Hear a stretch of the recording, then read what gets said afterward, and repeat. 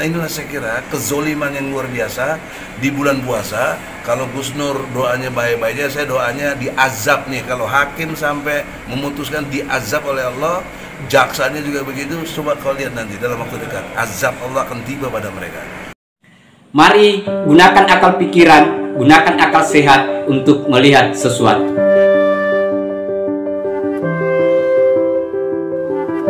Assalamualaikum warahmatullahi wabarakatuh. Salam sejahtera untuk kita semua, salam demokrasi dan salam pluralisme. Oke, jumpa lagi di Sahabat Rahmat Channel.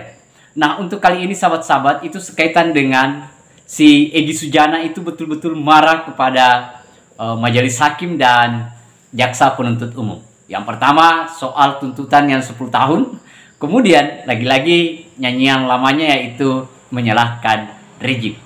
Nah, kan itu nyanyiannya sahabat-sahabat. Dan malah biasanya orang, bagaimana kita mendoakan orang pada sisi kebaikan dia bisa baik, tetapi lagi-lagi di sini sahabat-sahabat si Egy Sujana itu mendoakan hakim majelis hakim sampai jaksa penuntut umum mudah-mudahan dia celaka katanya. Dan ini saya kira di luar dari nalar kita sahabat-sahabat. Orang pada mendoakan orang yang jahat saja mudah-mudahan bisa taubat, tetapi ini lebih pada bagaimana mendoakan orang.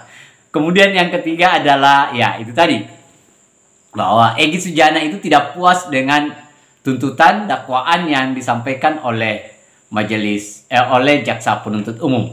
Kemudian soal penyatuan tuntutan dakwaan antara si Sugiknur dengan Bambantri. Dan dijelaskan bahwa ternyata si Bambantri sesuai dengan apa yang dia tuliskan itu tidak pernah sama sekali dihadirkan sahabat-sahabat.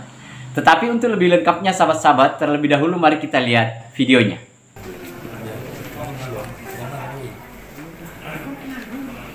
Menurut KUHP pasal 143 loh. KUHP jelas ya. Itu menerangkan bahwa dakwaan jaksa mesti lengkap, satu, kedua mesti cermat, tiga mesti jelas. Nah, dakwaan jaksa dengan fakta di persidangan tidak pernah menghadirkan ijazah asli Jokowi, itu artinya dia tidak lengkap, tidak cermat, tidak jelas. Menurut pasal 143 harusnya sudah dibatalkan oleh hakim, batal demi hukum. Tapi hakim tidak pernah mengindahkan itu, dan juga kita minta penangguhan penahanan juga tidak pernah dikasih. Berarti dugaan saya ini sudah satu settingan. Ya, karena saya tanya sama jaksa, kenapa kamu tidak ada ijazah aslinya? Ya dari polisinya begitu. Loh, kalau polisinya begitu kan berarti tidak lengkap, tidak jelas, tidak cermat, mesti dikembalikan, namanya P19 ya, belum pantas jadi P21, artinya belum boleh masuk ke pengadilan. Itu ilmu hukum. Kenapa juga ilmu hukum terus boleh masuk ke pengadilan dan hakimnya menerima, melayani lagi. Nah, waktu Rocky Gerung tampil udah dijelaskan ini dungunya jaksa ya, saya juga tekankan begitu. Berarti kalau sidang ini terus jalan, ini semuanya dungu gitu loh. Nanti putusannya pun kalau nanti menghukum Gus Nur, putusannya amat sangat dulu dan blow on dan membuat kita ini cedera secara ilmu hukum. Saya ilmu hukum mampu mengatasi mereka semua, bukan saya sombong, tapi itu faktanya di persidangan. Selalu argumentasi saya tidak bisa dibantah. Seperti tadi, mana bisa bantah? Nggak ada, karena ada pasalnya juga. Nah, tapi pertanyaan seriusnya, mengapa sudah jelas seperti itu hukum, kok mereka tetap jalan sidang ini gitu loh? Kok hakim tidak menghentikan? Harusnya batal demi hukum. Pasal 143. Anda kutip dong kalau pers yang benar. 143 KUHP. Ya. Itu harus dibatalkan demi hukum. Tapi kenapa jalan terus? Inilah, dan kita tidak bisa menghentikan. Karena Gus Dur tetap dituntut 10 tahun lagi. Jaksa Pinangki aja yang udah nimpe uang negara, udah banyak melakukan korupsi, dia cuma 4 tahun coba. Gus Nur tadi sudah lihat semuanya, apa yang dirugikan? Nggak ada. Nah inilah saya kira kezoliman yang luar biasa di bulan puasa. Kalau Gus Nur doanya baik-baik aja, saya doanya diazab nih. Kalau hakim sampai memutuskan diazab oleh Allah, jaksanya juga begitu. Coba kau lihat nanti dalam waktu dekat, azab Allah akan tiba pada mereka. Dalil saya surat Yunus ayat 88. doa Nabi Musa yang menghendaki Fir'aun dibinasakan oleh Allah. Nah, sekarang saya doa itu saya pakai dasar saya surat Yunus ayat 88, semoga hakim jaksa yang zolim ini dibinasakan oleh Allah. Amin. Artinya dengan tidak menunjukkan ijazah asli ini masih berkeyakinan bahwa ijazah Jokowi palsu gitu, Pak? Pasti dong, itu karena pakai, kan saya udah terangkan tadi, hukum itu 1 fakta, 2 data, 3 logika. Kalau fakta sudah membuktikan tidak ada ijazah asli, datanya juga tidak menunjukkan adanya ijazah asli, logika kita mengatakan apa? Ya palsu dia. Kan kalau dia punya yang asli, dia tinggal bawa saja dong. Bawa saja dia. Atau suruh jaksa, karena jaksa kan anak buah Jokowi, presiden, ya. Jaksa Agung perintah ini, jaksa ini saya punya ijazah, tunjukkan tuh di pengadilan. Mati kita, kalah Bambang Tri, tembak palanya, karena dia janji kalau Jokowi punya ijazah asli tembak palanya. Mestinya begitu, itu hukum. Siapa menanggapi tentang tuntutan 10 tahun sama kan dengan Bambang Tri ini, nanggapnya bagaimana? Ini kan tuntutnya yang sama ini, berarti kan didudukan dengan perkara yang sama juga. Ya, itulah kebodohan dan kedunguannya gitu loh. Kenapa? Kan tadi Gus Nur sudah bilang kan perkaranya beda. Gus Nur statusnya host, Bambang Tri narasumber.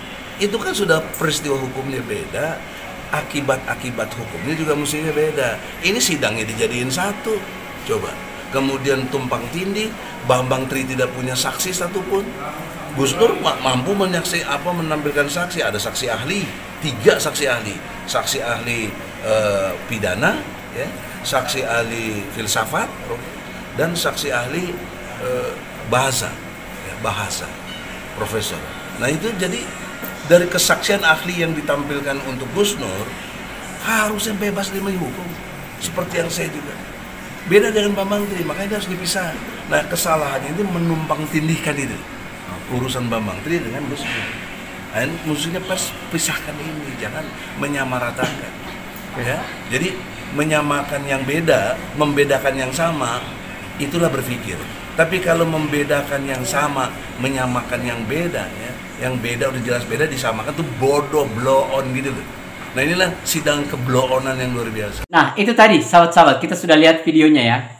Saya tidak terlalu panjang lebar sahabat-sahabat, tetapi yang saya mau menyampaikan adalah bahwa si Egy Sujana sebenarnya dia sudah tahu persis bahwa Bambang Tri itu tidak punya bukti sama sekali, sehingga kalau dia tidak punya bukti itu artinya apa yang dituduhkan itu sudah benar, bahwa dia menyebarkan yang namanya berita bohong itu tadi. Karena sampai detik terakhir persidangan tidak pernah sama sekali nama-nama yang disebut dalam buku itu dihadirkan di persidangan, sahabat-sahabat. Dan saya kira apa tuntutan si Egy Sujana misalnya soal menghentikan jalannya atau proses persidangan, saya kira itu sudah tidak masuk akal.